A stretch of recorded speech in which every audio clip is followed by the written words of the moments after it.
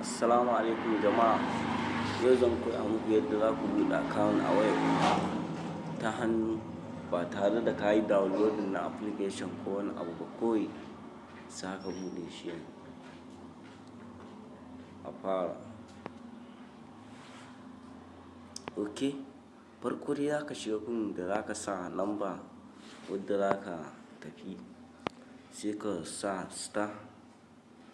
*894 sai ka danna shi. Kana dannawa zai tafi da kai.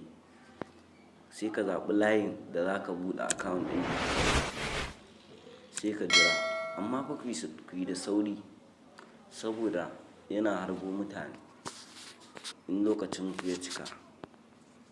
Sai ka zaɓi open an account sai ka danna. Sai ka bari sai ya sa open with BVN sai ka sa open without BVN. To bara mu buɗe wanda ba da BVN ba, wanda in mun tashi za mu iya zuwa a mana register da BVN ɗin. Sai ka danna sai ka rubuta sunanka. Ni bara in sa Najib. Sai in danna. Sai in sa sunan kakana misali. Sai in yi haka. Sai in danna. Sai in sa sunan mahaifina sai in danna. To anan za ka sa enter your date of birth.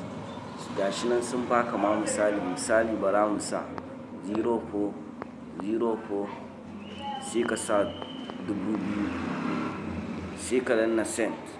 Zai nuno ma ka zaɓi kai mace ne ko namiji. Sai ka danna wani. Sai ka danna create new digit pin sai ka sa misali kamar guda 5. Kana dannawa.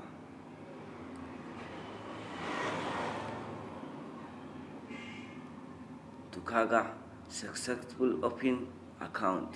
Yanzu ka buɗe account ko zuwa za ka yi a gyara ma shi a bankin da ka buɗe.